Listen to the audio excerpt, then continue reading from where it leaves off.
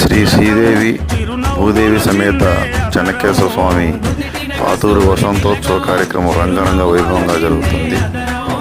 ఈ ఉభయానికి సంబంధించి ప్రారంభంలో ఉభయదాతల ఇంటి వద్ద అక్కడ అందరూ పిల్లలు పెద్దలు అందరూ కలిసి ఎంతో హ్యాపీ మూడ్తో కోలాటం చేస్తూ ఉన్నారు. సాంప్రదాయ దుస్తులతో అక్కడ ఉన్నటువంటి అమ్మాయిలు అద్భుతంగా కోలాటం డ్యాన్స్ చేస్తున్నారు. రెండు కళ్ళు చాలట్లేదు. అదేవిధంగా ఉభయదాతలు రంగరంగ తాళాలు మేళాలతో